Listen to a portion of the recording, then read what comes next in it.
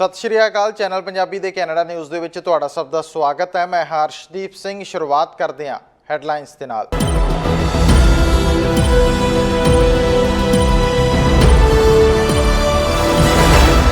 सरी city council वल्लों police तब्दीली गई रोकी। हुण प्रोविंशियल सरकार लवेगी फैसला। शहर विचों भी विरोध होने की संभावना। ओंटारियो सरकार ने वापस लिया एजुकेशन वर्कर्स यूनियन के खिलाफ हड़ताल रोकने लिए लिया होया फैसला। प्रीमियर फोर्ड ते यूनियन दरमियान पिछले दिनी इस संबंधी होया सी समझौता। बैंक ऑफ कैनेडा वालों इंटरस्ट रेट वधाउण तो बाद घरां दीयां कीमतां घटियां। चर्चा है कि आने वाले समय दे विच होर भी घरां दी मार्केट च हो सकती है हलचल। हुण जानदे खबरां विस्तार दे नाल। सरी की नवी चुनी गई मेयर ब्रेंडा लॉक की अगवाई च सरी पुलिस तब्दीली संबंधी रिपोर्ट ते चर्चा तो बाद 4 के मुकाबले 5 वोटां नाल पास किया गया कि शहर विच पुलिस तब्दीली रोकी जाएगी और RCMP शहर विच सेवावां जारी रखेगी। सिटी स्टाफ वालों इस संबंधी योजना तैयार करके पब्लिक सेफ्टी मिनिस्टर और सॉलिसिटर जनरल माइक फार्नवर्थ नूं मंजूरी लई भेजी जाएगी, पर फिलहाल दे लई कौंसल वल्लों बकाया सारियां नवीं भर्तियां ते खर्चे रोकण दे लई कहा गया है। मौजूदा मेयर ब्रेंडा लॉक दे वल्लों सीधे रूप दे विच इह गल चोणां दे दौरान भी आखी गई सी कि उन्हां वल्लों सरी पुलिस दे विच तब्दीली रोकी जाएगी। ते इस समय जेकर गल करिए तो मेयर ब्रेंडा लॉक ते उसकी 5 मैंबरी टीम सरी कनैक्ट वल्लों RCMP कायम रखण ते चोणां दौरान जो दावा किया गया सी जितन के बाद भी उही गलबात लगातार आखी जा रही सी कि सिटी कौंसल की पहली मीटिंग विच पुलिस तब्दीली रोकी जाएगी। जेकर वोटिंग की गल की जाएगी तो मेयर लॉक तो अलावा councillor Harry Bains, Pradeep Kooner, Gordon Hepner अते रॉब स्टट वल्लों पुलिस तब्दीली रोकण दे हक च वोट पाई गई है, जबकि कौंसलर मनदीप नागरा, डग एल्फोर्ड, माइक बोस अते एनिस वल्लों पुलिस तब्दीली जारी रखण दे हक दे विच वोट पाई गई है। कौंसलर एनिस वल्लों मता भी इस समय लिआंदा गया सीगा कि इस संबंधी शहर वासियों तो राय लैण दे लई रायशुमारी होनी चाहिदी है अते उस संबंधी सिटी फैसला लवे, पर इसनूं वोटिंग जरिए खारिज कर दिता गया। बेशक मेयर ब्रेंडा लॉक वल्लों ये दावा लगातार किया जा रहा है कि RCMP दे शहर विच रहण नाल सालाना $520 मिलियन की बचत होगी, पर कुछ लोगों का कहना है कि जेकर पूरे शहर विच अधिकारी सही ढंग दे नाल तैनात किए जाण तो किसी भी पैसे की बचत नहीं होएगी। खैर सिटी कौंसल वल्लों तां कदम पुलिस तब्दीली रोकण दे लई वधा लए गए ने, पर इस संबंधी फैसला प्रोविंशियल सरकार ने लेना है अते सुभावनावां ये भी हन कि सरी वासी भी इस फैसले का विरोध कर सकते हैं, क्योंकि ज़्यादातर लोगों का यह भी मनना है कि सिटी कौंसल नूं इस संबंधी फैसला शहर वासियों ते छड्ड देना चाहिए सी अते रायशुमारी करवा के पता किया जाना चाहिए सी कि शहर वासी RCMP चाहुंदे ने जां फिर सरी दी अपनी लोकल पुलिस। पर मेयर ब्रेंडा लॉक ते उन्हां दे साथी कौंसलर्स दा इस बारे कोई इरादा नहीं जाप रहा ते उन्हां वल्लों सिटी कौंसल दे जरिए पुलिस तब्दीली नूं रोकण दा फैसला लिया गया। सो सरी पुलिस दे विच हो रही तब्दीली नूं सिटी कौंसल दे वल्लों रोक दिता गया अते आउण वाले समय दे विच की ये तब्दीली रुकी रहेगी जां की हालात होणगे, इस संबंधी चैनल पंजाबी वल्लों गुरप्रीत सिंह सहोता दे नाल खास गलबात की गई है। सरी सिटी कौंसल वल्लों बीते दिन जिहड़ी वोटिंग हुई है सरी पुलिस तब्दीली नूं जिहड़ा रोकिया गया तां इस ते मेयर ब्रेंडा लॉक का अपना पक्ष है तो कुछ बाकी धिरां जिहड़ियां कि सरी पुलिस नूं इत्थे रखना चाहुंदियां ने, जिन्हां दा कहना कि RCMP सरी की सुरक्षा लई सही नहीं हैगी, तो वह मेयर के फैसले नूं गलत दस रही ने। सो गुरप्रीत सिंह सहोता साडे नाल ने। सहोता साहब, मेयर ये गल कह रहे हैं कि मिलियंस ऑफ डॉलर भी बच जाने ने, शहर की सुरक्षा तो हैगी तो फिर RCMP नूं आपां इत्थे रखदे हां, लोकल पुलिस की जरूरत है। मैं तुहानूं कह देवां भी सरी पुलिस रख लो, तुहानूं कल्ले नूं एक प्लाट भी मिल जाना सरी दे विच, तुसीं ये गल मन लोगे? ਤੁਸੀਂ ਕਹੋਗੇ ਵੀ ਦਿਖਾ ਕਿਵੇਂ ਮਿਲੂਗਾ? ਤੇ ਇਹੀ ਗੱਲ ਮੈਂ ਮੇਅਰ ਨੂੰ ਪੁੱਛਣੀ ਚਾਹੁੰਦਾ ਵੀ ਉਹਨਾਂ ਨੇ ਦਿਖਾਇਆ ਕਿੱਥੇ ਆ ਵੀ ਸਰੀ ਨੂੰ ਲੋਕਾਂ ਦੇ ਮਿਲੀਅਨਸ ਆਫ ਡਾਲਰ ਜਿਹੜੇ ਆ ਉਹ ਬਚ ਜਾਣੇ ਆਰਸੀਐਮਪੀ ਰੱਖਣ ਨਾਲ। ਸੋ ਸਿਆਸਤਦਾਨਾਂ ਵਾਲੇ ਬਿਆਨ ਜਿਹੜੇ ਬੰਦ ਹੋਣੇ ਚਾਹੀਦੇ ਆ। ਦਿਖਾਉਣਾ ਚਾਹੀਦਾ ਵੀ ਆਹ ਮਿਲੀਅਨਸ ਡਾਲਰ ਇਸ ਤਰੀਕੇ ਨਾਲ ਬਚਣੇ ਆ। ਜੇ ਉਹਨਾਂ ਨੇ ਦਿਖਾਇਆ ਹੁੰਦਾ ਤਾਂ ਅੱਜ ਸਵਾਲ ਨਾ ਹੁੰਦੇ। ਸੋ ਇਹ ਬਿਲਕੁਲ ਗਮਰਾਹਕੁਨ ਪ੍ਰਚਾਰ ਆ। ਅਸਲ ਗੱਲ ਇਹ ਆ ਕਿ ਆਰਸੀਐਮਪੀ ਤੇ ਸ਼ਹਿਰੀ ਪੁਲਿਸ ਨੂੰ ਰੱਖਣ ਦਾ ਖਰਚਾ ਲਗਭਗ ਬਰਾਬਰ ਹੀ ਆ। ਪਹਿਲਾਂ ਆਰਸੀਐਮਪੀ ਵਾਲਿਆਂ ਦੀ ਤਨਖਾਹ ਥੋੜ੍ਹੀ ਜਿਹੀ ਘੱਟ ਸੀਗੀ, ਪਰ ਹੁਣ ਕਿਉਂਕਿ ਨਵੇਂ ਕੰਟਰੈਕਟ ਦੇ ਵਿੱਚ ਤਨਖਾਹਾਂ ਵੱਧ ਗਈਆਂ ਆ, ਸੋ ਇਹ ਬਰਾਬਰ ਖਰਚਾ ਹੈਗਾ। ਸਿਰਫ ਲੋਕਾਂ ਨੂੰ ਗੁੰਮਰਾਹ ਕਰਨ ਦੀ ਗੱਲ ਆ। ਜਾਂ ਤਾਂ ਨੰਬਰਸ ਦਿਖਾਉਣ, ਵੋਟਿੰਗ ਕਰਾਉਣ ਤੋਂ ਪਹਿਲਾਂ ਫਿਗਰਸ ਦਿਖਾਉਂਦੇ ਵੀ ਆਹ ਦੇਖੋ ਇੱਦਾਂ ਪੈਸੇ ਬਚਣੇ ਆ। ਗੱਲਾਂ ਨਾਲ ਤਾਂ ਤੁਸੀਂ ਜੋ ਮਰਜ਼ੀ ਕਰ ਸਕਦੇ ਆ, ਪਰ ਬਿਨਾਂ ਕੋਈ ਫਿਗਰਸ ਪੇਸ਼ ਕੀਤਿਆਂ, ਬਿਨਾਂ ਕੋਈ ਪਲੇਟਫਾਰਮ ਦਿਖਾਇਆ, ਬਿਨਾਂ ਕੋਈ ਅੰਕੜੇ ਜਾਰੀ ਕੀਤਿਆਂ ਇਹ ਗੱਲਾਂ ਜਿਹੜੀਆਂ ਕੀਤੀਆਂ ਜਾਣੀਆਂ, ਸਿਰਫ ਲੋਕਾਂ ਨੂੰ ਮੂਰਖ ਬਣਾਇਆ ਜਾ ਰਿਹਾ। ਦੂਜੇ ਪਾਸੇ ਜਿਹੜੀ ਗੱਲਬਾਤ ਹੋ ਰਹੀ ਹੈ ਕਿ ਇਹ ਮੰਗ ਕੀਤੀ ਜਾ ਰਹੀ ਹੈ ਕਿ ਰਾਏਸ਼ੁਮਾਰੀ ਇਹਦੇ ਤੇ ਹੋਣੀ ਚਾਹੀਦੀ ਹੈ ਕਿ ਲੋਕਾਂ ਤੋਂ ਵੋਟਿੰਗ ਕਰਾਈ ਜਾਵੇ ਕਿ ਲੋਕ ਕੀ ਚਾਹੁੰਦੇ ਨੇ। ਤਾਂ ਮੇਅਰ ਤੇ ਕੌਂਸਲਰ ਵੀ ਜਿਹੜੇ ਨੇ ਉਹ ਲੋਕਾਂ ਨੇ ਚੁਣੇ ਨੇ। ਮੈਜੋਰਟੀ ਉੱਥੇ ਬ੍ਰੈਂਡਾ ਲੋਕ ਨੂੰ ਦਿੱਤੀ ਹੈ ਤਾਂ ਸਰੀ ਦੇ ਲੋਕਾਂ ਨੇ ਦਿੱਤੀ ਹੈ। ਦੇਖੋ ਗੱਲ ਇਹ ਆ ਵੀ ਰਾਏਸ਼ੁਮਾਰੀ ਦੀ ਮੰਗ ਜਿਹੜੀ ਆ ਸਰੀ ਫਸਟ ਦੇ ਜਿਹੜੇ ਕੌਂਸਲਰ ਉਹਨਾਂ ਵੱਲੋਂ ਕੀਤੀ ਗਈ ਆ। ਇੱਕ ਡੈਮੋਕ੍ਰੈਟਿਕ ਸਮਾਜ ਦੇ ਵਿੱਚ ਹਰੇਕ ਨੂੰ ਹੱਕ ਆ ਕਿ ਉਹ ਇਸ ਤਰ੍ਹਾਂ ਦੀ ਮੰਗ ਕਰ ਸਕਦਾ ਆ, ਪਰ ਮੈਂ ਖੁਦ ਰਾਏਸ਼ੁਮਾਰੀ ਦੇ ਹੱਕ ਦੇ ਵਿੱਚ ਹੈ ਨਹੀਂ। ਕਿਉਂਕਿ ਜੇ ਆਪਾਂ ਅੰਕੜੇ ਦੇਖੀਏ, ਜਦੋਂ 2018 ਦੇ ਵਿੱਚ ਸਰੀ ਪੁਲਿਸ ਲੈ ਕੇ ਆਂਦੀ ਆ ਤਾਂ ਉਦੋਂ ਇਹ ਬ੍ਰਿੰਡਾ ਲੋਕ ਦੇ ਸਾਥੀ ਵੀ ਨਾਲ ਸੀਗੇ। 9-0 ਦੇ ਫਰਕ ਦੇ ਨਾਲ ਇਸੇ ਕੌਂਸਲ ਦੇ ਵਿੱਚ ਫੈਸਲਾ ਹੋਇਆ ਸੀਗਾ ਕਿ ਸਰੀ ਪੁਲਿਸ ਵੀ ਆਊਗੀ, ਤੇ ਬ੍ਰਿੰਡਾ ਲੋਕ ਨੇ ਵੀ ਸਰੀ ਪੁਲਿਸ ਦੇ ਹੱਕ 'ਚ ਵੋਟ ਪਾਈ ਸੀਗੀ। ਉਦੋਂ 42% ਸਰੀ ਦੇ ਲੋਕਾਂ ਨੇ ਉਸ ਮੇਅਰ ਡੱਗ ਮਕੱਲਮ ਦੀ ਸਲੇਟ ਨੂੰ ਵੋਟਾਂ ਪਾ ਕੇ ਜਿਤਾਇਆ ਸੀਗਾ। ਹੁਣ ਜਦੋਂ ਆਪਾਂ ਗੱਲ ਕਰਾਂ ਇਸ ਸਲੇਟ ਦੀ 2022 ਦੇ ਵਿੱਚ ਕੇਵਲ 28% ਜਿਹੜੀਆਂ ਆ ਵੋਟਾਂ ਬ੍ਰਿੰਡਾ ਲੋਕ ਨੂੰ ਪਈਆਂ। ਸਿਰਫ 900 ਕੁਝ ਵੋਟਾਂ ਦੇ ਫਰਕ ਦੇ ਨਾਲ ਉਹ ਜਿੱਤੇ ਆ। ਸੋ ਕੋਈ ਬਹੁਤੀ ਵੱਡੀ ਮੈਜੋਰਟੀ ਨਹੀਂ। ਤੇ ਕੌਂਸਲ ਦੇ ਵਿੱਚ ਗੱਲ ਕਰੀਏ ਤਾਂ ਕੌਂਸਲ ਦੇ ਵਿੱਚ ਕਿੱਥੇ 9-0 ਦੇ ਫਰਕ ਦੇ ਨਾਲ ਸਰੀ ਪੁਲਿਸ ਆ ਰਹੀ ਸੀਗੀ, ਤੇ ਕਿੱਥੇ ਹੁਣ 5-4 ਦੀ ਗੱਲ ਰਹਿ ਗਈ ਆ। ਵੀ 4 ਕੌਂਸਲਰ ਜਿਹੜੇ ਆ ਹੱਲੇ ਵੀ ਵਿਰੋਧ ਵਿੱਚ ਆ ਕਿ ਉਹਨਾਂ ਨੂੰ ਆਰਸੀਐਮਪੀ ਜਿਹੜੀ ਆਉਣੀ ਪਸੰਦ ਨਹੀਂ ਹੈਗੀ। ਸੋ ਇੱਥੋਂ ਆਪਾਂ ਦੇਖ ਸਕਦੇ ਹਾਂ ਵੀ ਲੋਕ ਕੀ ਕਹਿ ਰਹੇ ਆ। 28% ਲੋਕਾਂ ਨੇ ਬ੍ਰਿੰਡਾ ਲੋਕ ਦੇ ਹੱਕ ਦੇ ਵਿੱਚ ਵੋਟਾਂ ਪਾਈਆਂ। ਉਹਨਾਂ ਦੇ ਵਿੱਚ ਉਹ ਗਿਣਤੀ ਵੀ ਸੀਗੀ ਜਿਹੜੀ ਕਿ ਡੱਗ ਮਕੱਲਮ ਤੋਂ ਕਿਸੇ ਗੱਲੋਂ ਨਾਰਾਜ਼ ਸੀਗੀ। ਪਰ ਜਿਹੜੇ 72% ਲੋਕਾਂ ਨੇ ਬ੍ਰਿੰਡਾ ਲੋਕ ਦੇ ਉਲਟ ਵੋਟਾਂ ਪਾਈਆਂ, ਕੀ ਉਹ ਸਰੀ ਦੇ ਨਾਗਰਿਕ ਹੈ ਨਹੀਂਗੇ? ਕੀ ਉਹਨਾਂ ਦੀ ਸੁਣੀ ਨਹੀਂ ਜਾ ਸਕਦੀ? 72% 28% ਨਾਲੋਂ ਵੱਧ ਹੁੰਦਾ ਜੀ।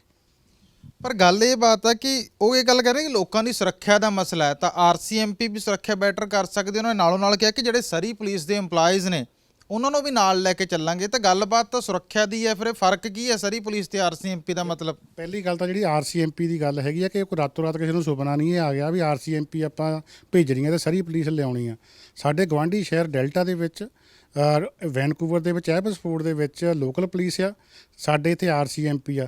ਸਰੀ ਦਾ ਬੰਦਾ ਕੋਈ ਦਾਰੂ ਪੀ ਕੇ ਸਰੀ ਵਿੱਚ ਤਾਂ ਗੱਡੀ ਚਲਾਈ ਚੱਲੂਗਾ, ਡਰਦਾ ਸਕਾਟ ਰੋਡ ਕ੍ਰੋਸ ਨਹੀਂ ਕਰਦਾ। ਵੀ ਤਾਂ ਡੈਲਟਾ ਪੁਲਿਸ ਆ। ਕਾਹਦੇ ਵਾਸਤੇ? ਕਿਉਂਕਿ ਉਹਨਾਂ ਦਾ ਸਿਸਟਮ ਵਧੀਆ। ਲੋਕਲ ਨੌਜਵਾਨ ਇੱਥੇ ਕੰਮ ਕਰਦੇ, ਲੋਕਲ ਆਫੀਸਰ ਕੰਮ ਕਰਦੇ ਆ, ਜਿਨ੍ਹਾਂ ਦੇ ਆਪਣੇ ਪਰਿਵਾਰ ਇੱਥੇ ਰਹਿੰਦੇ ਆ, ਬੱਚੇ ਇੱਥੇ ਪਲਦੇ ਆ, ਉਹ ਖੁਦ ਇੱਥੇ ਪੜ੍ਹੇ ਆ, ਉਹਨਾਂ ਦੀਆਂ ਲੋਕਲ ਟਾਈਜ਼ ਆ। ਦੂਜੇ ਪਾਸੇ ਆਰਸੀਐਮਪੀ ਦਾ ਇੱਕ ਆਫੀਸਰ ਜਿਹੜਾ ਕੁਆਲੀਫਾਈਡ ਆ ਪਰ ਹੈਲੀਫੈਕਸ ਤੋਂ ਆ ਰਿਹਾ, ਇੱਥੇ ਉਹ ਘਰ ਲੈ ਕੇ ਰਹਿ ਨਹੀਂ ਸਕਦਾ। ਉਹਦਾ ਮਨਸ਼ਾ ਇਹ ਹੈ ਵੀ 2 ਸਾਲ ਦੀ ਮੈਂ ਟ੍ਰੇਨਿੰਗ ਪੂਰੀ ਕਰਕੇ ਵਾਪਸ ਆਪਣੇ ਸ਼ਹਿਰ ਜਾ ਕੇ ਰਹਿਣਾ। ਉਹਨੂੰ ਇੱਥੇ ਸ਼ਹਿਰ ਦੀਆਂ ਸੜਕਾਂ ਦਾ ਵੀ ਨਹੀਂ ਪਤਾ, ਇੱਥੋਂ ਦੇ ਕਲਚਰ ਦਾ ਵੀ ਨਹੀਂ ਪਤਾ, ਇੱਥੋਂ ਦੇ ਲੋਕਾਂ ਦਾ ਨਹੀਂ ਪਤਾ। ਉਹ ਫਿਰ ਇੱਥੇ ਪੂਰਾ ਭਿੱਜਦਾ ਨਹੀਂ। ਉਹ ਜਿੰਨਾ ਮੰਨ ਲਾ ਕੇ ਲੋਕਲ ਬੰਦਾ ਕੰਮ ਕਰ ਸਕਦਾ ਉਹ ਕਰਦਾ ਨਹੀਂ ਹੈਗਾ। ਦੂਜੀ ਗੱਲ, ਜੇ ਆਰਸੀਐਮਪੀ ਮਾਡਲ ਇੰਨਾ ਵਧੀਆ ਹੋਵੇ ਤਾਂ ਫਿਰ ਅਲਬਰਟਾ ਵਾਲੇ ਹੁਣ ਕੱਲ੍ਹ ਕੱਢਣ ਲੱਗੇ ਆ। ਵੈਨਕੂਵਰ ਜਿਹੜਾ ਆ ਸਰੀ ਦੇ ਬਰਾਬਰ ਪਾਪੂਲੇਸ਼ਨ ਆ, ਉਹਨਾਂ ਨੇ ਕਿਉਂ ਨਹੀਂ ਇਹ ਲੋਕਲ ਪੁਲਿਸ ਰੱਖੀ? ਐਡਮਿੰਟਨ ਨੇ ਕਿਉਂ ਨਹੀਂ ਰੱਖੀ ਆਰਸੀਐਮਪੀ? ਕੈਲਗਰੀ ਨੇ ਆਰਸੀਐਮਪੀ ਕਿਉਂ ਨਹੀਂ ਰੱਖੀ? ਟੋਰਾਂਟੋ ਨੇ, ਬਰੈਂਪਟਨ ਨੇ, ਮਿਸੀਸਾਗਾ ਨੇ, ਮੌਂਟਰੀਅਲ ਨੇ ਕਿਉਂ ਨਹੀਂ ਰੱਖੀ? ਇਹ ਸਿਰਫ ਸਰੀ ਦੇ ਸਿਰੇ ਪਾਉਣੀ ਆ ਇਹ ਗੱਲ। ਆਰਸੀਐਮਪੀ ਮਾਡਲ ਜਿਹੜਾ ਆ ਉਹ ਰੂਰਲ ਮਾਡਲ ਆ, ਕਲੋਨੀਅਲ ਫੋਰਸ ਆ। ਉਹਨਾਂ ਦੇ ਵਿੱਚ ਬਹੁਤ ਵੱਡੀਆਂ ਖਾਮੀਆਂ ਆ ਜਿਹਦੇ ਬਾਰੇ ਸੈਕਸ਼ੂਅਲ ਅਸਾਲਟ ਦੇ ਦੋਸ਼ ਲੱਗੇ ਆ, ਜੁਰਮਾਨੇ ਹੋਏ ਆ $1 ਬਿਲੀਅਨ ਤੱਕ ਦੇ। ਉਹ ਛੋਟੇ ਸ਼ਹਿਰ ਲਈ ਸਹੀ ਆ, ਸਰੀ ਵਰਗੇ ਵੱਡੇ ਸ਼ਹਿਰ ਲਈ ਸਹੀ ਜਿਹੜੀ ਆ ਫੋਰਸ ਨਹੀਂ ਹੈਗੀ। ਇਸੇ ਕਰਕੇ ਲੋਕ ਜਿਹੜੇ ਆ ਉਹ ਇਹ 15 ਸਾਲ ਤੋਂ ਜਿਹੜੀ ਮੰਗ ਚੱਲ ਰਹੀ ਸੀ, ਇਹ ਕੋਈ ਰਾਤੋਂ ਰਾਤ ਨਹੀਂ ਆਈ। ਫਿਰ ਦੂਜੀ ਗੱਲ, ਇਹਦੇ ਉੱਤੇ ਭਲਾ ਡਿਊ ਡਿਲੀਜੈਂਸ ਹੋਇਆ। ਪ੍ਰੋਵਿੰਸ਼ੀਅਲ ਆਲ ਪਾਰਟੀ ਰਿਪੋਰਟ ਜਿਹੜੀ ਆ ਉਹਨੇ ਰეკਮੈਂਡੇਸ਼ਨ ਦਿੱਤੀਆਂ ਵੀ ਆਰਸੀਐਮਪੀ ਨੂੰ ਡਿਚ ਕਰੋ, ਆਰਸੀਐਮਪੀ ਨੂੰ ਕੱਢੋ, ਆਪਣੇ ਵਾਸਤੇ ਸਹੀ ਨਹੀਂ ਹੈਗੀ। ਸੋ ਇਹ ਪ੍ਰੋਵਿੰਸ਼ੀਅਲ ਨੁਮਾਇੰਦਿਆਂ ਨੇ ਕਿਹਾ। ਉਦੋਂ ਬਾਅਦ ਜਦੋਂ ਇਹ ਹੁਣ ਮੇਅਰ ਨੇ ਪ੍ਰਪੋਜ਼ਲ ਲਿਆਂਦਾ ਵੀ ਸਰੀ ਪੁਲਿਸ ਆਉਣੀ ਚਾਹੀਦੀ ਹੈ ਡੱਗ ਮਕੱਲਮ ਨੇ, ਤਾਂ ਉਹ ਕਿਹੜਾ ਉਹਦੇ ਕਹੇ 'ਤੇ ਆ ਗਈ। ਬਕਾਇਦਾ ਪਹਿਲਾਂ ਵਾਲੀ ਉੱਪਲ ਦੇ ਨਾਲ ਹੋਰ ਬੰਦੇ ਕਈ ਮਾਹਰ ਲਾ ਕੇ ਇੱਕ ਕਮੇਟੀ ਬਣਾਈ ਗਈ। ਉਹਨਾਂ ਨੇ 1000 ਤੋਂ ਉੱਪਰ ਸਫ਼ਿਆਂ ਦੀ ਇੱਕ ਟ੍ਰਾਂਜੀਸ਼ਨਲ ਰਿਪੋਰਟ ਤਿਆਰ ਕੀਤੀ ਆ ਵੀ ਸਰੀ ਦੇ ਵਾਸਤੇ ਪੁਲਿਸ ਕਿਉਂ ਜ਼ਰੂਰੀ ਆ, ਕਿਉਂ ਉਹਨਾਂ ਨੇ ਪਾਸ ਕੀਤਾ। ਫੈਡਰਲ ਗੌਰਮੈਂਟ ਨੇ ਪਾਸ ਕੀਤਾ, ਪ੍ਰੋਵਿੰਸ਼ੀਅਲ ਗੌਰਮੈਂਟ ਨੇ ਪਾਸ ਕੀਤਾ, ਕਮੇਟੀ ਨੇ ਪਾਸ ਕਰਤਾ। ਸਰ ਪਾਰਟੀ ਮੀਟ ਜਿਹੜੀ ਜਿਹਦੇ ਵਿੱਚ ਲਿਬਰਲ ਵੀ ਆ, NDP ਵੀ ਆ, ਗ੍ਰੀਨ ਵੀ ਆ, ਉਹ ਪਾਸ ਕਰ ਰਹੇ ਆ। ਸੋ ਇਹ ਜਿਹੜੀ ਵੱਡੀ ਗੱਲ ਆ, ਸੋ ਇਹ ਇੱਕ ਵੱਡਾ ਮੁੱਦਾ ਹੈਗਾ। ਇਹ ਐਵੇਂ ਨਹੀਂ ਹੈਗਾ ਵੀ ਰਾਤੋਂ ਰਾਤ ਕਿਸੇ ਨੇ ਗੱਲ ਕਰ ਦਿੱਤੀ ਆ। ਆਰਸੀਐਮਪੀ ਮਾਡਲ ਵਿੱਚ ਤੇ ਉਹਦੇ ਵਿੱਚ ਬਹੁਤ ਫਰਕ। ਦੂਜੀ ਗੱਲ ਜਿਹੜੀ ਇਹ ਕਹੀ ਜਾ ਰਹੀ ਹੈ ਕਿ ਸਰੀ ਪੁਲਿਸ ਨੂੰ ਆਰਸੀਐਮਪੀ 'ਚ ਲੈ ਆਵਾਂਗੇ। ਕਿਵੇਂ ਲੈ ਆਵਾਂਗੇ? ਘਰ ਦੀ ਖੇਡ ਹੈ। 2 ਸਾਲ ਦਾ ਕੋਰਸ ਆ, 2 ਸਾਲ ਦੀ ਟ੍ਰੇਨਿੰਗ ਆਰਸੀਐਮਪੀ ਵਿੱਚ ਜਾਣਾ। ਤੇ ਜਿਹਨੇ ਲੋਕਲ ਪੁਲਿਸ ਵਿੱਚ ਜਾਣਾ ਉਹ ਵਾਸਤੇ ਜਸਟਿਸ ਇੰਸਟੀਚਿਊਟ ਆਫ BC ਇੱਥੇ ਨਿਊ ਵੈਸਟ ਵਿੱਚ ਆ, ਉੱਥੋਂ ਟ੍ਰੇਨਿੰਗ ਹੁੰਦੀ ਆ। ਬਰਿੰਡਾ ਲੋਕ ਕੋਲ ਇਹ ਇਖਤਿਆਰ ਹੈਗਾ ਵੀ ਉਹ ਬਿਨਾਂ ਟ੍ਰੇਨਿੰਗ ਤੋਂ RCMP 'ਚ ਭਰਤੀ ਕਰਾ ਸਕਦੀ ਆ? ਪੋਸੀਬਲ ਹੀ ਹੈ ਨਹੀਂਗਾ। ਹਾਂ, ਇਹ ਹੋ ਸਕਦਾ ਵੀ RCMP ਵਾਲੇ ਜਿਹੜੇ ਆ ਉਹਨਾਂ ਨੂੰ ਖੁੱਲ੍ਹੀ ਛੁੱਟੀ ਦਿੱਤੀ ਹੋਈ ਆ ਵੀ ਜਦੋਂ ਮਰਜ਼ੀ ਉਹ ਸਰੀ ਪੁਲਿਸ ਦੇ ਵਿੱਚ ਆ ਜਾਣਗੇ। ਸਰੀ ਪੁਲਿਸ ਸ਼ਹਿਰ ਦਾ ਫਿਊਚਰ ਆ, ਆਲੇ ਦੁਆਲੇ ਦਾ ਫਿਊਚਰ ਆ। ਇਹ ਇਕੱਲੇ ਸਰੀ ਸ਼ਹਿਰ ਵਾਸਤੇ ਨਹੀਂ ਜ਼ਰੂਰੀ ਹੈਗੀ, ਇਹ ਸਾਡੇ ਜਿਹੜੇ ਗੁਆਂਢੀ ਸ਼ਹਿਰ ਉਹਨਾਂ ਵਾਸਤੇ ਵੀ ਜ਼ਰੂਰੀ ਆ। ਅਦਰਵਾਈਜ਼ ਇੱਥੇ ਜਿਹੜਾ ਸੇਫਟੀ ਦਾ ਤਵਾਜ਼ਨ ਆ ਉਹ ਵਿਗੜ ਜਾਣਾ। ਸੁਣੋ, ਸਿਟੀ ਕੌਂਸਲ ਨੇ ਤਾਂ ਕਰ ਦਿੱਤਾ, ਪਰ ਗੱਲਬਾਤ ਇਹਦੇ ਬਾਅਦ ਪ੍ਰੋਵਿੰਸ਼ੀਅਲ ਸਰਕਾਰ ਦੀ ਆ ਜਾਂਦੀ ਹੈ। ਸੋਲਿਸਿਟਰ ਜਨਰਲ ਕੋਲੇ, ਪਬਲਿਕ ਸੇਫਟੀ ਮਹਿਕਮੇ ਦੇ ਕੋਲੇ ਇਹ ਫਾਈਲ ਜਾਣੀ ਹੈ। ਤਾਂ ਤੁਹਾਨੂੰ ਪ੍ਰੋਵਿੰਸ਼ੀਅਲ ਸਰਕਾਰ ਤੋਂ ਕੀ ਲੱਗਦਾ ਕਿ ਜੇ ਪ੍ਰੋਵਿੰਸ਼ੀਅਲ ਸਰਕਾਰ ਸਰੀ ਪੁਲਿਸ ਨੂੰ ਬਕਾਇਦਾ ਇੱਥੇ ਕੰਮਕਾਜ ਕਰਨਾ ਜਾਰੀ ਰੱਖੂਗੀ ਜਾਂ RCMP ਲੈ ਕੇ ਜਾਊਗੀ? ਜੇ RCMP ਨੂੰ ਹੀ ਪ੍ਰਵਾਨਗੀ ਦਿੰਦੀ ਹੈ ਪ੍ਰੋਵਿੰਸ਼ੀਅਲ ਸਰਕਾਰ, ਤਾਂ ਫਿਰ ਤੁਹਾਡਾ ਸਟੈਂਡ ਜਿਹੜਾ ਉਹ ਕੀ ਰਹੂਗਾ? ਦੇਖੋ, RCMP ਨੂੰ ਜੇ ਪ੍ਰਵਾਨਗੀ ਦੇਣੀ ਹੁੰਦੀ ਤਾਂ ਫਿਰ NDP ਜਿਹੜੀ ਸਰਕਾਰ ਆ ਉਹ ਇਹਨੂੰ ਸਰੀ ਪੁਲਿਸ ਬੋਰਡ ਕਿਉਂ ਬਣਾਉਂਦੀ? ਜਿਹੜਾ ਸਰੀ ਪੁਲਿਸ ਬੋਰਡ ਆ ਉਹ ਸਿਟੀ ਨੇ ਨਹੀਂ ਬਣਾਇਆ, ਸੂਬਾ ਸਰਕਾਰ ਨੇ ਬਣਾਇਆ। ਉਹਦੇ ਵਿੱਚ ਸਿਰਫ ਮੇਅਰ ਦੇ ਨਾਲ ਇੱਕ ਬੰਦਾ ਹੋਰ ਪੈਂਦਾ, ਬਾਕੀ 7 ਜਣੇ ਸੂਬਾ ਸਰਕਾਰ ਵੱਲੋਂ ਪਾਏ ਜਾਂਦੇ ਆ।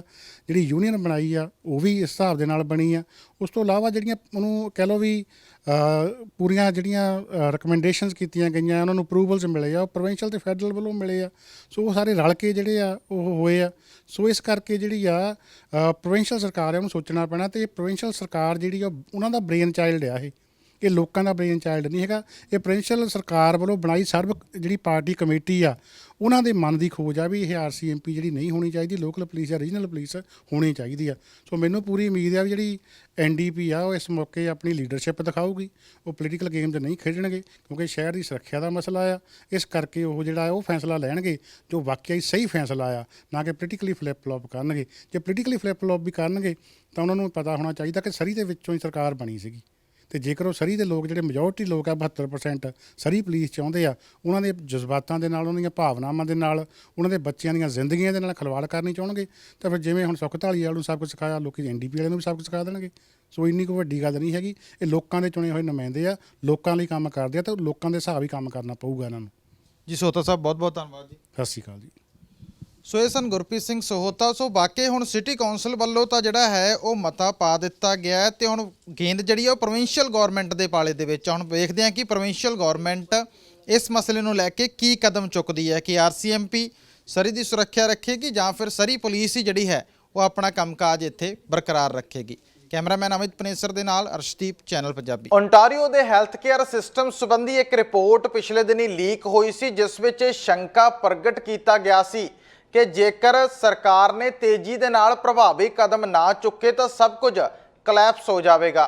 ਫਾਈਨੈਂਸ ਨਾਲ ਸੰਬੰਧਿਤ ਗੱਲਬਾਤ ਕਰਦਿਆਂ ਵਿੱਤ ਮੰਤਰੀ ਪੀਟਰ ਬੈਥਲਨਫਲਾਵੀ ਨੇ ਸਾਫ਼ ਤੌਰ ਤੇ ਇਹ ਦਾਅਵਾ ਕੀਤਾ ਕਿ ਹੈਲਥ ਕੇਅਰ ਸੈਕਟਰ ਵਿੱਚ ਬਿਲੀਅਨਸ ਡਾਲਰ ਦਾ ਨਿਵੇਸ਼ ਓਨਟਾਰੀਓ ਸਰਕਾਰ ਵੱਲੋਂ ਕੀਤਾ ਜਾ ਰਿਹਾ ਹੈ ਅਤੇ ਫੋਰਡ ਸਰਕਾਰ ਇਸ ਮੁੱਦੇ ਨੂੰ ਲੈ ਕੇ ਗੰਭੀਰ ਹੈ, ਜਿਨ੍ਹਾਂ ਕਿਹਾ ਕਿ ਸੂਬੇ ਦੇ ਹੈਲਥ ਕੇਅਰ ਸਿਸਟਮ ਵਿੱਚ ਹੋਰ ਸੁਧਾਰ ਕਰਨ ਲਈ ਸਰਕਾਰ ਵਚਨਬੱਧ ਹੈ। Well, there is a significant amount of healthcare spending that I put in the budget. So we got to work early. As you know, we inherited an infrastructure system and a healthcare system that wasn't prepared for the environment that we faced in the pandemic. That's why we got to work really early on building the healthcare system. And in the last budget that passed in August, I put another $5.6 billion into healthcare. That's on top of the over $5 billion the previous year. We're pouring significant funds in place and have been for some time. This is going to support home and community care, acute care, long-term care. It addresses the labor shortage, putting more money in for hiring staffing and personal support workers and nurses, making the personal support worker pay increase permanent, funding for the surgical backlog, funding for new ways to attract and retain healthcare workers in this province. You have to also understand, apart from putting in historic and unprecedented amounts of money into our healthcare system. Ontario ਸਰਕਾਰ ਵੱਲੋਂ education ਵਰਕਰਾਂ ਦੀ ਹੜਤਾਲ ਨੂੰ ਰੋਕਣ ਲਈ ਲਿਆਂਦਾ ਹੜਤਾਲ ਵਿਰੋਧੀ ਕਾਨੂੰਨ ਵਾਪਸ ਲੈ ਲਿਆ ਗਿਆ ਹੈ। ਓਨਟਾਰੀਓ ਲੈਜਿਸਲੇਚਰ ਵਿੱਚ ਇਸ ਬਿੱਲ ਨੂੰ ਸਰਬਸੰਮਤੀ ਦੇ ਨਾਲ ਰੱਦ ਕੀਤਾ ਗਿਆ। ਓਨਟਾਰੀਓ ਦੇ 55,000 ਐਜੂਕੇਸ਼ਨ ਵਰਕਰਾਂ ਦੀ ਨੁਮਾਇੰਦਗੀ ਕਰਨ ਵਾਲੀ union Canadian union of public employees ਦੀ ਹੜਤਾਲ ਨੂੰ ਰੋਕਣ ਲਈ ਸਰਕਾਰ ਨੇ ਇਹ ਬਿੱਲ ਲਿਆਂਦਾ ਸੀ ਤੇ ਬਾਅਦ ਦੇ ਵਿੱਚ ਹੜਤਾਲ ਵਾਪਸ ਕਰਵਾਉਣ ਦੇ ਲਈ ਸਰਕਾਰ ਵੱਲੋਂ ਸਿੱਧੇ ਰੂਪ ਦੇ ਵਿੱਚ ਇਹ ਬਿੱਲ ਵਾਪਸ ਲੈਣ ਦਾ ਵਾਅਦਾ ਕੀਤਾ ਗਿਆ ਸੀ। ਬੇਸ਼ੱਕ ਸਮਝੌਤੇ ਨੂੰ ਲੈ ਕੇ ਫਿਲਹਾਲ ਫੋਰਡ ਸਰਕਾਰ ਅਤੇ ਟੀਚਰਸ ਯੂਨੀਅਨ ਦੇ ਦਰਮਿਆਨ ਗੱਲਬਾਤ ਜਾਰੀ ਹੈ, ਪਰ ਇਸ ਬਿੱਲ ਨੂੰ ਵਾਪਸ ਲੈਣ ਸਮੇਂ ਓਨਟਾਰੀਓ ਲੈਜਿਸਲੇਚਰ ਅਸੈਂਬਲੀ ਦੇ ਵਿੱਚ ਤਿੱਖੀ ਬਹਿਸ ਦੇਖਣ ਨੂੰ ਮਿਲੇ। ਜਿੱਥੇ ਵਿਰੋਧੀ ਧਿਰਾਂ ਵੱਲੋਂ ਇਸ ਨੂੰ ਅਧਿਆਪਕਾਂ ਦੀ ਜਿੱਤ ਦਾ ਨਾਮ ਦਿੱਤਾ ਗਿਆ, ਉੱਥੇ ਹੀ ਸਿੱਖਿਆ ਮੰਤਰੀ ਸਟੀਫਨ ਲੇਚੇ ਵੱਲੋਂ ਇਸ ਨੂੰ ਬੱਚਿਆਂ ਦੇ ਭਵਿੱਖ ਦੇ ਨਾਲ ਜੋੜਿਆ ਗਿਆ। Morning, Mr. Speaker. To the Premier. On this side of the House, we know there's power in a union. Last week, the government belatedly learned that too, when they were forced to make a major retreat on the use of the notwithstanding clause in a bill that not only banned strikes, but outrageously imposed a contract on our very lowest paid education workers. My question this morning is very simple. Will the Premier vow today to never again use the notwithstanding clause in a labour dispute? The Minister of Education. Thank the member opposite for the question. All along, Speaker, we have advocated for children to be in stable classrooms. We know that the threat of strikes, pandemics, have a great deal of impact on children's mental, physical and social emotional health and their academic success, Speaker. That's why we are at the table today, and we will remain at the table, designed to get a deal that is fair for our workers, that preserves the in-person learning experience that our children deserve, Speaker. The plan to catch up, as announced, was premised on a belief that kids have to be in school. $650 million more are allocated this year compared to last year. Nearly 7,000 more staff are hired since we came to power. Almost 1,000 more frontline teachers. A 420% increase in mental health. All of this is because we are committed to publicly funded schools. We're committed to getting a deal and keeping these kids in school, Speaker. The supplementary question. Well, Mr. Speaker, that's very rich coming from a minister whose threats have led to some of the greatest disruption I think we've seen in decades. The use of the notwithstanding clause, and I'm going to go back to the Premier on this, was an unprecedented failure of your government. This was completely avoidable, but it seems like you were getting some pretty bad advice, Premier. A few weeks ago, the Premier's campaign manager, Corey Tenike, said this about possible future labour disruptions at our schools. He said, I'm going to quote, "You're going to get legislated back, including the use of the notwithstanding clause. And you can take that to the bank because it's going to happen." British Columbia ਸਮੇਤ ਇਸ ਸਮੇਂ ਪੂਰੇ Canada ਦੇ ਵਿੱਚ RSV virus ਦਾ ਪ੍ਰਕੋਪ ਦਿਖਾਈ ਦੇ ਰਿਹਾ, ਜਿਸ ਦੀ ਚਪੇਟ ਵਿੱਚ ਬੱਚੇ ਆਏ ਹੋਏ ਨੇ। ਇਨ੍ਹਾਂ ਹਾਲਾਤਾਂ 'ਚ ਬੱਚਿਆਂ ਦੀਆਂ ਦਵਾਈਆਂ ਦੀ ਘਾਟ ਹਸਪਤਾਲਾਂ ਉੱਪਰ ਦਬਾਅ ਵਧਾ ਰਹੀ ਹੈ। ਹੁਣ ਰਿਪੋਰਟਸ 'ਚ ਸਾਹਮਣੇ ਆਇਆ ਹੈ ਕਿ ਡਾਕਟਰਾਂ ਤੋਂ ਬਾਅਦ ਲੋਕ ਵੀ ਇਹ ਮੰਗ ਕਰ ਰਹੇ ਨੇ ਕਿ ਯੂਨੀਵਰਸਲ ਮਾਸਕਿੰਗ ਤੁਰੰਤ ਬਹਾਲ ਕੀਤੀ ਜਾਵੇ। ਜੇਕਰ ਗੱਲ ਬ੍ਰਿਟਿਸ਼ ਕੋਲੰਬੀਆ ਦੀ ਕੀਤੀ ਜਾਵੇ ਤਾਂ ਇੱਥੇ ਵੀ ਲੋਕਾਂ ਵੱਲੋਂ ਸਰਕਾਰ ਉੱਤੇ ਦਬਾਅ ਵਧਾਇਆ ਜਾ ਰਿਹਾ ਕਿ ਮਾਸਕ ਲਾਜ਼ਮੀ ਕੀਤੇ ਜਾਣ ਤਾਂ ਜੋ ਸਾਹ ਰਾਹੀਂ ਫੈਲ ਰਹੀ ਇਸ ਬਿਮਾਰੀ ਦੇ ਪ੍ਰਕੋਪ ਨੂੰ ਘਟਾਇਆ ਜਾ ਸਕੇ। ਪ੍ਰੋਟੈਕਟ ਆਵਰ ਪ੍ਰੋਵਿੰਸ VC ਅਤੇ ਸੇਫ ਸਕੂਲਸ ਕੋਲੀਜਨ VC ਅਤੇ BC ਸਕੂਲ ਕੋਵਿਡ ਡਾਇਰੈਕਟਰ ਦਾ ਕਹਿਣਾ ਹੈ ਕਿ ਇਸ ਸਮੇਂ ਹਸਪਤਾਲਾਂ ਉੱਤੇ ਦਬਾਅ ਵੱਧ ਰਿਹਾ ਹੈ, ਜਿਨ੍ਹਾਂ ਨੇ ਕਿਹਾ ਹੈ ਕਿ ਜ਼ਰੂਰਤ ਹੈ ਕਿ ਇਸ ਨਾਲ ਨਜਿੱਠਣ ਲਈ ਸਰਕਾਰ ਮਾਸਕ ਲਾਜ਼ਮੀ ਕਰੇ ਤਾਂ ਜੋ ਬੱਚਿਆਂ ਅਤੇ ਹੈਲਥ ਕੇਅਰ ਸਿਸਟਮਸ ਨੂੰ ਬਚਾਇਆ ਜਾ ਸਕੇ। ਸੰਸਥਾਵਾਂ ਵੱਲੋਂ BC ਦੇ ਹੋਣ ਵਾਲੇ ਪ੍ਰੀਮੀਅਰ ਅਤੇ ਨਾਲੋਂ ਨਾਲ ਸਿੱਖਿਆ ਮੰਤਰੀ ਨੂੰ ਇੱਕ ਖੁੱਲ੍ਹੀ ਚਿੱਠੀ ਵੀ ਲਿਖੀ ਗਈ ਹੈ, ਜਿਸ ਰਾਹੀਂ ਇਹ ਮੰਗ ਕੀਤੀ ਗਈ ਹੈ ਕਿ ਮਾਸਕ ਲਾਜ਼ਮੀ ਕੀਤੇ ਜਾਣ। ਦੂਜੇ ਪਾਸੇ ਡਾਕਟਰਾਂ ਵੱਲੋਂ ਵੀ ਇਹ ਕਿਹਾ ਜਾ ਰਿਹਾ ਹੈ ਕਿ ਮਾਸਕ ਲਾਜ਼ਮੀ ਕਰਨੇ ਚਾਹੀਦੇ ਨੇ। ਉਹਨਾਂ ਉਦਾਹਰਨ ਦਿੱਤੀ ਕਿ ਓਨਟਾਰੀਓ ਵਿੱਚ ਕੇਸ ਕਾਫੀ ਜ਼ਿਆਦਾ ਹਨ, ਬੱਚਿਆਂ ਦੇ ਹਸਪਤਾਲਾਂ ਉੱਪਰ ਦਬਾਅ ਵੀ ਬਹੁਤ ਵੱਧ ਗਿਆ, ਪਰ ਇਸ ਦੇ ਬਾਵਜੂਦ ਵੀ ਮਾਸਕ ਲਾਜ਼ਮੀ ਕਰਨ 'ਚ ਦੇਰੀ ਕੀਤੀ ਜਾ ਰਹੀ ਹੈ। ਕਾਬਲੇ ਗੌਰ ਹੈ ਕਿ ਕੈਨੇਡਾ ਦੀ ਚੀਫ ਮੈਡੀਕਲ ਅਧਿਕਾਰੀ ਡਾਕਟਰ ਥੈਰੇਸਾ ਟੈਮ ਵੱਲੋਂ ਵੀ ਮਾਸਕ ਸੰਬੰਧੀ ਬਿਆਨ ਦਿੱਤਾ ਗਿਆ ਸੀ ਅਤੇ ਇਹ ਰਿਪੋਰਟਸ ਵੀ ਸਾਹਮਣੇ ਆਈਆਂ ਸਨ ਕਿ ਜ਼ਿਆਦਾਤਰ ਡਾਕਟਰ ਮਾਸਕ ਲਗਾਉਣ ਦੇ ਹੱਕ ਵਿੱਚ ਨੇ। ਸਾਹ ਸੰਬੰਧੀ ਬਿਮਾਰੀਆਂ ਵਿੱਚ ਹੋਏ ਵਾਧੇ ਦੇ ਚਲਦਿਆਂ ਮਾਪਿਆਂ ਨੂੰ ਆਪਣੇ ਬੱਚਿਆਂ ਲਈ ਦਰਦ ਤੇ ਬੁਖਾਰ ਸੰਬੰਧੀ ਦਵਾਈਆਂ ਲੱਭਣ ਵਾਸਤੇ ਸੰਘਰਸ਼ ਕਰਨਾ ਪੈ ਰਿਹਾ। ਪਰ ਇਸ ਦੌਰਾਨ ਹੈਲਥ ਕੈਨੇਡਾ ਨੇ ਐਲਾਨ ਕੀਤਾ ਕਿ ਉਸ ਵੱਲੋਂ ਬੱਚਿਆਂ ਦੀ ਦਵਾਈ ਦੀ ਸਪਲਾਈ ਵਿਦੇਸ਼ ਤੋਂ ਮੰਗਵਾਉਣ ਦਾ ਪ੍ਰਬੰਧ ਕਰ ਲਿਆ ਗਿਆ ਤੇ ਆਉਣ ਵਾਲੇ ਹਫ਼ਤਿਆਂ ਵਿੱਚ ਇਹ ਸਪਲਾਈ ਰਿਟੇਲ ਖਰੀਦ ਲਈ ਉਪਲਬਧ ਹੋਵੇਗੀ ਤੇ ਮਾਪੇ ਕਮਿਊਨਿਟੀ ਫਾਰਮੇਸੀਜ਼ ਤੋਂ ਵੀ ਇਸ ਨੂੰ ਹਾਸਲ ਕਰ ਸਕਣਗੇ। ਇਸ ਦੌਰਾਨ ਹੈਲਥ ਕੈਨੇਡਾ ਵੱਲੋਂ ਮਾਪਿਆਂ ਨੂੰ ਇਹ ਵੀ ਅਪੀਲ ਕੀਤੀ ਗਈ ਹੈ ਕਿ ਸਟੋਰ ਦੀਆਂ ਸ਼ੈਲਫਾਂ ਉੱਪਰ ਦਵਾਈਆਂ ਦੀ ਸਪਲਾਈ ਨਜ਼ਰ ਆਉਣ ਤੋਂ ਬਾਅਦ ਉਸ ਨੂੰ ਇਕੱਠਾ ਨਾ ਕੀਤਾ ਜਾਵੇ, ਜਦ ਕਿ ਜਿੰਨੀ ਜ਼ਰੂਰਤ ਹੈ ਉਨੀ ਹੀ ਦਵਾਈ ਮਾਪੇ ਲੈ ਕੇ ਜਾਣ। 15 ਨਵੰਬਰ ਤੋਂ ਜਾਣੀ ਕਿ ਅੱਜ ਤੋਂ ਕੈਨੇਡਾ ਦੇ ਵਿੱਚ ਕੌਮਾਂਤਰੀ ਵਿਦਿਆਰਥੀ ਇੰਟਰਨੈਸ਼ਨਲ ਸਟੂਡੈਂਟ ਜਿਨ੍ਹਾਂ ਨੂੰ ਕਿਹਾ ਜਾਂਦਾ ਹੈ ਕਾਲਜ ਅਤੇ ਕੈਂਪਸ ਤੋਂ ਬਾਹਰ 20 ਘੰਟੇ ਤੋਂ ਵੱਧ ਕੰਮ ਕਰ ਸਕਣਗੇ। ਇਹ ਨਿਯਮ 31 ਦਸੰਬਰ 2023 ਤੱਕ ਲਾਗੂ ਰਹਿਣਗੇ। ਕੈਨੇਡਾ ਦੇ ਵਿੱਚ ਕਾਮਿਆਂ ਦੀ ਘਾਟ ਨੂੰ ਦੂਰ ਕਰਨ ਦੇ ਇਰਾਦੇ ਨਾਲ ਕੈਨੇਡੀਅਨ ਸਰਕਾਰ ਵੱਲੋਂ ਇਹ ਪਾਇਲਟ ਪ੍ਰੋਜੈਕਟ ਸ਼ੁਰੂ ਕੀਤਾ ਗਿਆ। ਇਸ ਤੋਂ ਪਹਿਲਾਂ ਕੈਨੇਡਾ ਵਿੱਚ ਵਿਦਿਆਰਥੀ ਸਟੱਡੀ ਪਰਮਿਟ ਦੌਰਾਨ ਕਾਲਜ ਕੈਂਪਸ ਤੋਂ ਬਾਹਰ ਹਫ਼ਤੇ 'ਚ 20 ਘੰਟੇ ਕੰਮ ਕਰ ਸਕਦੇ ਸਨ, ਜਦਕਿ ਕਾਲਜ ਕੈਂਪਸ ਉੱਤੇ ਕੰਮ ਕਰਨ ਲਈ ਘੰਟਿਆਂ ਦੀ ਕੋਈ ਸੀਮਾ ਨਹੀਂ ਸੀ। ਪ੍ਰਾਪਤ ਜਾਣਕਾਰੀ ਅਨੁਸਾਰ ਇਸ ਦਾ ਲਾਭ ਉਹ ਵਿਦਿਆਰਥੀ ਵੀ ਲੈ ਸਕਣਗੇ ਜਿਨ੍ਹਾਂ ਨੇ 7 ਅਕਤੂਬਰ ਤੱਕ ਸਟੱਡੀ ਪਰਮਿਟ ਦੀ ਅਰਜ਼ੀ ਦਿੱਤੀ ਹੋਵੇ, ਬਸ਼ਰਤੇ ਕਿ ਉਹਨਾਂ ਦਾ ਸਟੱਡੀ ਪਰਮਿਟ ਮਨਜ਼ੂਰ ਹੋ ਗਿਆ ਹੋਵੇ। ਇਸ ਪਾਲਿਸੀ ਦਾ ਐਲਾਨ ਅਕਤੂਬਰ ਮਹੀਨੇ ਦੌਰਾਨ ਕੈਨੇਡਾ ਦੇ ਇਮੀਗ੍ਰੇਸ਼ਨ ਮੰਤਰੀ ਸ਼ੌਨ ਫਰੇਜ਼ਰ ਵੱਲੋਂ ਕੀਤਾ ਗਿਆ। ਇਸ ਪਾਲਿਸੀ ਅਧੀਨ ਅੰਤਰਰਾਸ਼ਟਰੀ ਵਿਦਿਆਰਥੀਆਂ ਕੋਲ ਵੈਲਿਡ ਸਟੱਡੀ ਪਰਮਿਟ ਹੋਵੇ ਅਤੇ ਉਹ ਫੁੱਲ ਟਾਈਮ ਸਟੂਡੈਂਟ ਹੋਵੇ। ਵਿਦਿਆਰਥੀ ਨੇ ਸਟੱਡੀ ਪਰਮਿਟ ਜਾਂ ਐਕਸਟੈਂਸ਼ਨ ਦੀ ਅਰਜ਼ੀ 7 ਅਕਤੂਬਰ ਜਾਂ ਇਸ ਤੋਂ ਪਹਿਲਾਂ ਦਿੱਤੀ ਗਈ ਹੋਵੇ, ਉਹ ਵਿਦਿਆਰਥੀ ਇਸ ਸਕੀਮ ਦੇ ਅਧੀਨ ਐਲੀਜੀਬਲ ਹੋਣਗੇ ਤੇ 20 ਘੰਟੇ ਤੋਂ ਜ਼ਿਆਦਾ ਕੰਮ ਕਰ ਸਕਣਗੇ। 2015 ਤੋਂ 2021 ਦੇ ਦੌਰਾਨ ਇਮੀਗ੍ਰੇਸ਼ਨ ਵਿਭਾਗ ਵੱਲੋਂ ਕੁੱਲ 13,13,524 ਸਟੱਡੀ ਵੀਜ਼ੇ ਦਿੱਤੇ ਗਏ ਨੇ ਤੇ ਇਮੀਗ੍ਰੇਸ਼ਨ ਰਿਫਿਊਜੀ ਅਤੇ ਸਿਟੀਜ਼ਨਸ਼ਿਪ ਕੈਨੇਡਾ ਦੇ ਅੰਕੜਿਆਂ ਮੁਤਾਬਕ ਭਾਰਤ ਤੋਂ ਸਟੱਡੀ ਵੀਜ਼ਾ ਹਾਸਲ ਕਰਨ ਵਾਲਿਆਂ ਦੀ ਸਭ ਤੋਂ ਜ਼ਿਆਦਾ ਗਿਣਤੀ ਹੈ। ਅੰਕੜਿਆਂ ਦੇ ਅਨੁਸਾਰ 2015 ਤੋਂ 2021 ਤੱਕ ਕੈਨੇਡਾ ਨੂੰ ਦੁਨੀਆ ਭਰ ਤੋਂ 23,74,030 ਸਟੱਡੀ ਵੀਜ਼ਿਆਂ ਦੀਆਂ ਅਰਜ਼ੀਆਂ ਪ੍ਰਾਪਤ ਹੋਈਆਂ, ਜਿਨ੍ਹਾਂ ਵਿੱਚੋਂ 1/3 ਤੋਂ ਵੱਧ ਸਿਰਫ ਭਾਰਤ ਤੋਂ ਸਨ। ਇਸ ਸਮੇਂ ਦੌਰਾਨ 8,93,849 ਯਾਨੀ ਕਿ ਕਰੀਬ 37.5% ਤੋਂ ਜ਼ਿਆਦਾ ਭਾਰਤੀ ਨਾਗਰਿਕਾਂ ਨੇ ਕੈਨੇਡਾ ਦੇ ਸਟੱਡੀ ਵੀਜ਼ੇ ਲਈ ਅਪਲਾਈ ਕੀਤਾ। ਉਮੀਦ ਜਤਾਈ ਜਾ ਰਹੀ ਹੈ ਕਿ ਇਸ ਫੈਸਲੇ ਨਾਲ ਜਿੱਥੇ ਵਿਦਿਆਰਥੀਆਂ ਨੂੰ ਆਰਥਿਕ ਤੌਰ ਤੇ ਫਾਇਦਾ ਹੋਵੇਗਾ, ਉੱਥੇ ਹੀ PR ਹਾਸਲ ਕਰਨ ਦੇ ਲਈ ਵੀ ਰਸਤਾ ਸੁਖਾਲਾ ਹੋਵੇਗਾ। ਕਾਬਲੇ ਗੌਰ ਹੈ ਕਿ ਕੈਨੇਡਾ ਦੇ ਵਿੱਚ 1 ਮਿਲੀਅਨ ਦੇ ਲਗਭਗ ਨੌਕਰੀਆਂ ਖਾਲੀ ਪਈਆਂ ਨੇ ਤੇ ਕੰਪਨੀਆਂ ਨੂੰ ਵੀ ਲੇਬਰ ਸ਼ਾਰਟੇਜ ਦਾ ਸਾਹਮਣਾ ਕਰਨਾ ਪੈ ਰਿਹਾ ਹੈ। ਇਸ ਘਾਟ ਨੂੰ ਪੂਰਾ ਕਰਨ ਦੇ ਲਈ ਸਰਕਾਰ ਵੱਲੋਂ ਇਹ ਕਦਮ ਚੁੱਕਿਆ ਤਾਂ ਗਿਆ, ਪਰ ਦੇਖਦੇ ਹਾਂ ਕਿ ਇਹ ਕਾਰਗਰ ਰਹਿੰਦਾ ਜਾਂ ਨਹੀਂ। ਕੈਨੇਡਾ ਦੇ ਐਵੀਏਸ਼ਨ ਮਿਨਿਸਟਰ ਉਮਰ ਅਲ ਗਵਰਾ ਵੱਲੋਂ ਦੱਸਿਆ ਗਿਆ ਕਿ ਭਾਰਤ ਅਤੇ ਕੈਨੇਡਾ ਦੇ ਦਰਮਿਆਨ ਹਵਾਈ ਆਵਾਜਾਈ ਨੂੰ ਲੈ ਕੇ ਨਵਾਂ ਸਮਝੌਤਾ ਹੋਇਆ ਹੈ, ਜਿਸ ਤਹਿਤ ਦੋਵੇਂ ਮੁਲਕਾਂ ਦਰਮਿਆਨ ਹੁਣ ਬਿਨਾਂ ਕਿਸੇ ਬੰਦਿਸ਼ ਤੋਂ ਅਨਲਿਮਟਿਡ ਰਜਿਸਟਰਡ ਫਲਾਈਟਾਂ ਚੱਲ ਸਕਣਗੀਆਂ।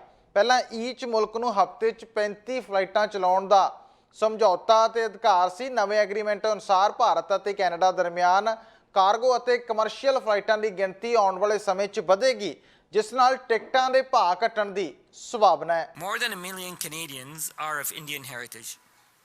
There are more international students in Canada from India than from any other country. And in terms of trade, India is Canada's 13th largest trading partner overall. There are more than 100 India-based companies who are finding success in Canadian markets, providing thousands of good jobs for Canadians and Indians alike. And none of this would be possible without the strong connections between our two countries. India is also Canada's 4th largest international air transportation market. These connections help keep Canadian and Indian passengers and businesses connected.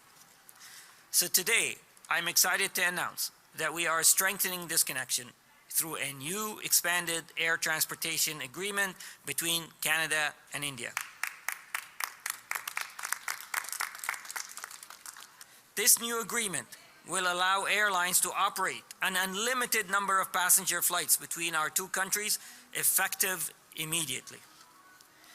There will also continue to be no limit on the number of cargo flights between Canada and India, so we can continue our strong trade relationship.